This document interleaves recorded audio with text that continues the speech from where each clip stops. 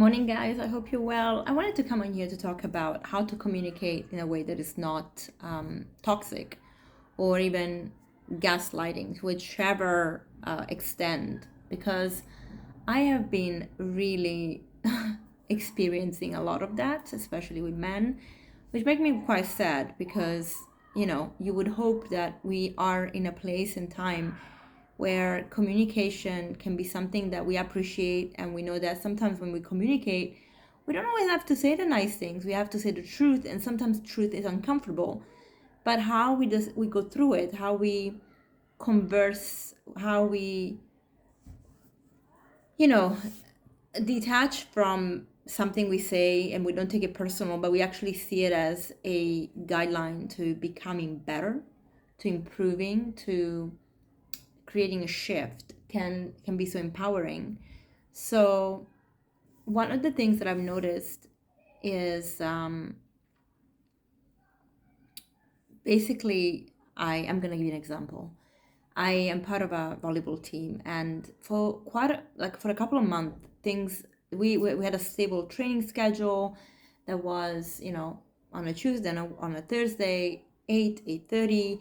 So later than I like, because I like to wind down during the evening, but not late, so it was fine. But then with time, we started having later and later and later trainings, to the point that we start sometimes at 10 o'clock at night, and you train until 11 or 12, and then your body is just unable to relax. You are feeling completely wired. You're feeling your cortisol is higher because you've been working out, you've been running around, you've been training, and it's really hard to go to sleep. And then of course the next day we have work. I work really early in the morning. I'm an early bird. I like to get up early, and I've been actually struggling to get up early. I've been having more headaches. Things that I never had because of the sleep pattern. And so I voiced this with the organizer, and I didn't ever get a proper response. Like, I asked, are those training hours because we're doing a competition? We were. Or is it because this is how it's gonna be? No answer. So I repeated again, and I'm trying to speak to a person that basically is very dismissive when we are together and doesn't give me a straight answer, and on message doesn't reply properly. Until yesterday, when I was like, hey, you charge me the full, because I said I'm gonna have to do one training a week. I can't do two because the second one is way too late for me. And the reply that I got is basically to say, well, if it seems to me that the best option for you is to just leave, because you're not very happy with how things are and they're not going to change. And I was like, hold on a second. You are gaslighting me for voicing my concern because he said I've been complaining. I'm like, no, I've been trying to tell you certain things changed. I didn't understand if it was for a while or long term. You don't answer, you don't communicate properly, you don't take feedback properly. You're saying I'm complaining. I'm one person that is voicing this. I know other people are complaining about it, or I shouldn't use the word complaint. They are concerned about it. We are concerned about this. I don't know if these people voiced the concern. It was just me, not sure. But it has created the problem, I think, has become not so much the fact that there is this issue and we have to sort it out. The problem has become that there's just no communication, and it's very disorganized, and sometimes the times and places of training change last minute. So I'm like, guys, when you have a job, when you have a routine, when you're not a kid that is in school, you have to be mindful of those things. So yeah, maybe I will have to leave if things don't change, but being answered that way, such gaslighting and blaming, instead of being like, so sorry, let's just have this conversation, let's see what we can do better. None of that. And I feel that I've witnessed this in this association, in this organization.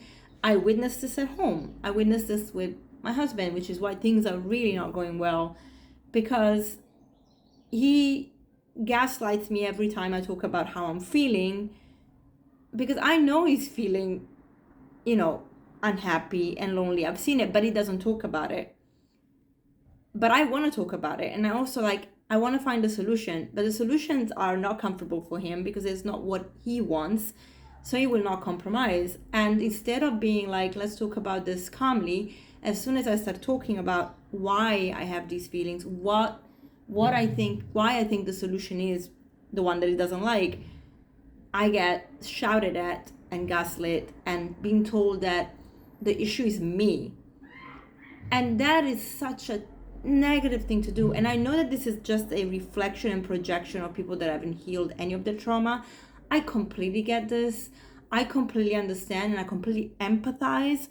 But equally, you can't be, this day and age, when we have the availability to information, when we have the ability to talk about stuff, when we have the sense of, especially when people are like, they want to grow and they're doing the work to grow, you have to do it 360 degrees, and it's uncomfortable, right? Like, it can't just be one thing. You can't spiritual bypass, you can't work bypass, you can't get busy to escape. You have to be present with the challenges and the things that you have to work on.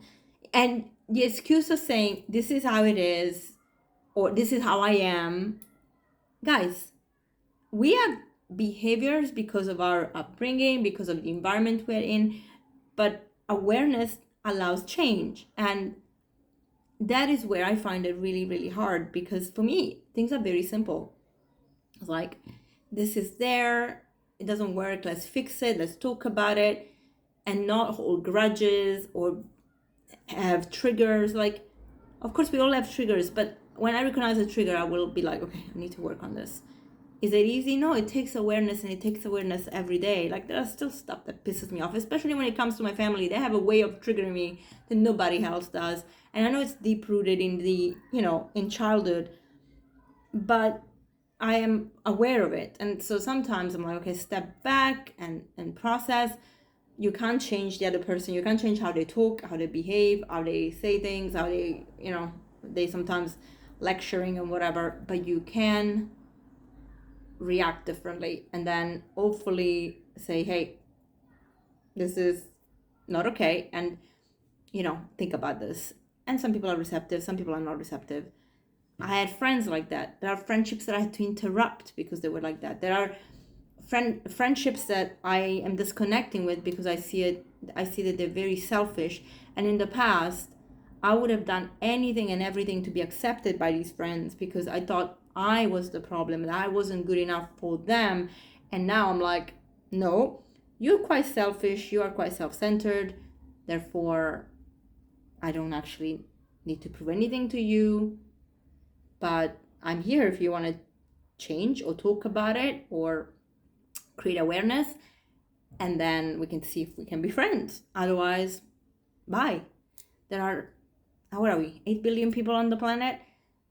I never thought that you could be in the majority if you want to be different. I never felt like I belonged, and I pushed myself to belong, and in doing so I crushed my self-love, and I just allowed people to talk to me in a certain way, to make me feel in a certain way. So I enable toxic behavior because I didn't love myself enough. And so this is obviously a two-way street.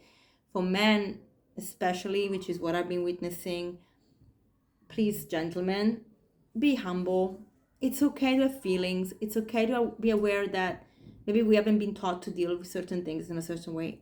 I know it's painful to go through heartache. I know it's painful to go through pain. It's uncomfortable. It's unsettling. I get it. I completely get it. Who wants to have that? Nobody. We all feel it. But shutting down not to feel it doesn't actually make you not feel it. What it does, it builds a wall, but it also prevents you from expanding and becoming a better version of yourself that you could potentially be. It becomes this hard, and it's not fair to be like that, because ultimately we all need love. Love is the most powerful force in the universe, and when you become rigid in body, in mind, and in spirit, or maybe some people are really flexible in spirit but not body and mind. I've seen that too. Where they're like, they're not here, they're just traveling. But I don't know even if that's actually flexibility, if you're not aligning everything, because ultimately I think everything that is not flexible becomes dogmatic, and some people do that when they do spiritual bypassing. But, you know, people will not take your opinion. Oftentimes, if you're very close, somehow you become less knowledgeable, valuable, or wise for some reason when we are close to someone. Not sure why. But it is quite heartbreaking, and it is quite intense. So I feel that we have to really just tap into that part. I was very disappointed with the answers that I got yesterday. I spent the morning really wasting a bit of reply, because I actually said, this is not personal. I don't have a problem with you as a person.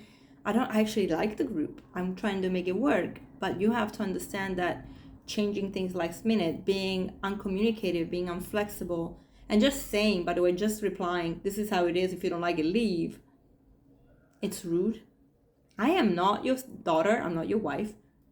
I am paying to be here. Just saying. So anyway, I thought that maybe this is a conversation we should all have. So I'd love to know from you, which relationships in your life do you feel that are that way, that they are responding to you in a way that is, you know, negative and toxic, and that you just struggle sometimes to identify how to handle it. How can we support each other? Have you found any tips? Do you have any tips? Have you found any coping mechanism, any tools that we can all use to do better with characters that are like that, or with situations that are like that? Because I feel like we can all really create a bit of more awareness and support.